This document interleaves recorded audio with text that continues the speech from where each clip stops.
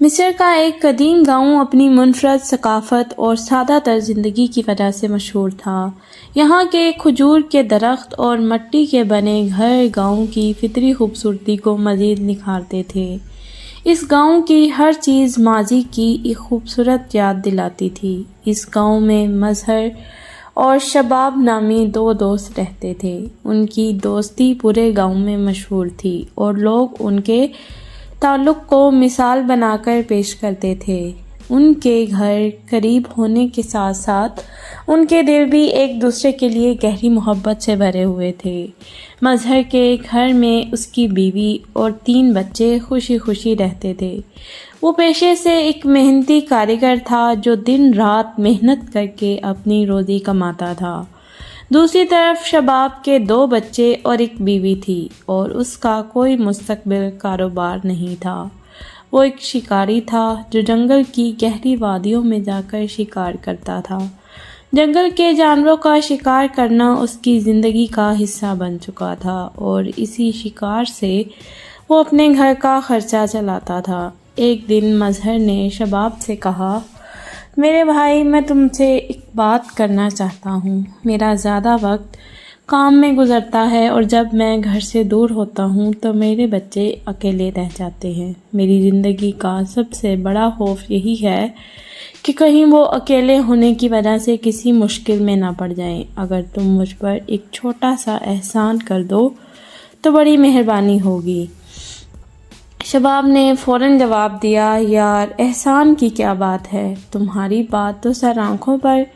مظہر نے کہا، بھائی، تم ویسے بھی دن بھر فارغ رہتے ہو تو اگر کبھی وقت ملے تو میرے گھر کا تھوڑا خیال رکھا کرو۔ شباب اور مظہر کی دوستی دن بدن مضبوط ہوتی گئی اور دونوں ایک دوسرے کے ساتھ اچھے تعلقات میں رہنے لگے۔ ایک دن مظہر کا بوڑھا باپ جو ایک دور دراز علاقے میں رہتا تھا اچانک ان کے گھر آ پہنچا اور کچھ دن وہیں قیام کیا۔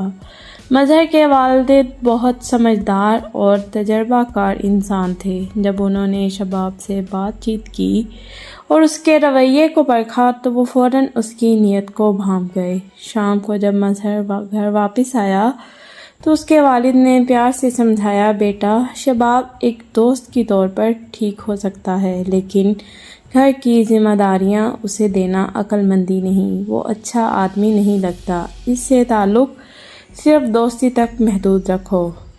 مظہر کو اپنے والد کی یہ بات بہت بری لگی مگر خاموشی سے اس نے کچھ نہ کہا۔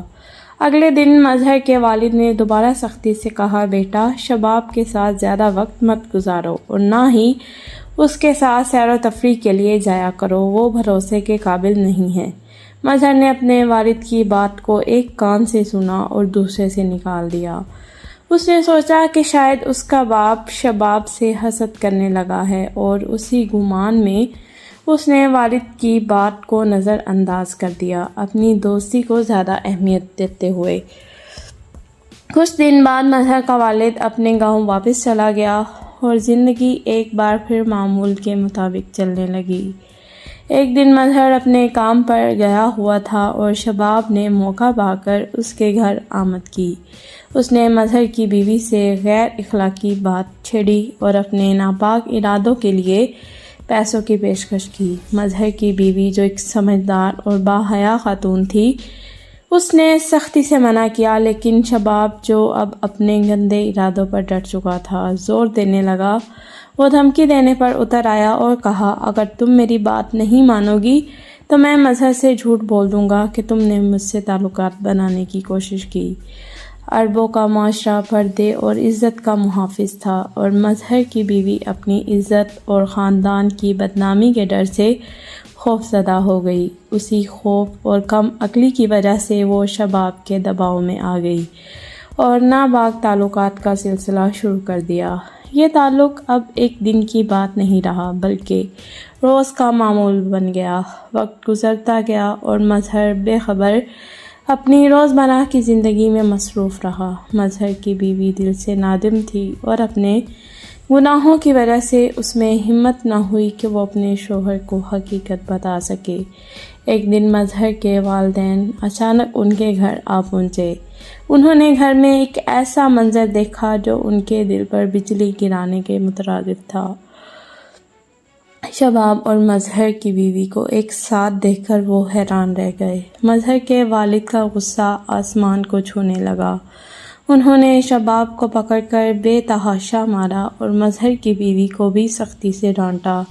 یہ لمحہ مظہر کے والدین کے لیے ناقابل برداشت تھا اور ان کی نظروں میں سب کچھ دھندلا گیا۔ جب مظہر شام کو گھر واپس آیا تو اس کے والد نے اسے زوردار تمانچہ رسید کیا اور غصے سے کہا، یہ سب تمہاری غفلت کا نتیجہ ہے۔ میں نے تمہیں پہلے ہی خبردار کیا تھا کہ شباب قابل بھروسہ نہیں، لیکن تم نے میری بات کو نظر انداز کیا، جس کا یہ نتیجہ نکلا۔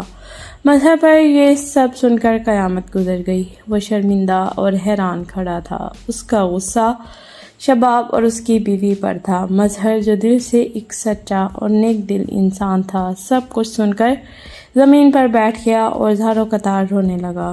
اس کے آنسوؤں میں دکھ اور بے بسی کا طوفان تھا۔ اسے احساس ہو گیا تھا کہ یہ لمحہ اس کی اپنی لاپرواہی کا نتیجہ ہے۔ دل پر بھاری بوجھ لیے مظہر نے فیصلہ کیا کہ وہ اپنی بیوی کو طلاق دے گا، لیکن اس کے والد نے سختی سے کہا، یہ غلطی صرف تمہاری ہے، تم نے شباب جیسے آدمی کو گھر کی اجازت دی۔ لیکن مظہر اپنی بیوی پر بھروسہ ختم کر چکا تھا اور آخرکار اس نے طلاق دے دی۔ بیوی پر قیامت ٹوٹ پڑی، لیکن یہ اس کے اپنے عمل کی سزا تھی۔ اگر اس نے پہلی ہی بار مظہر کو سچ بتا دیا ہوتا تو شاید یہ سب نہ ہوتا۔ مظہر شباب کے پیچھے پڑ گیا، لیکن وہ کسی طرح اس کے ہاتھوں سے بچ نکلا۔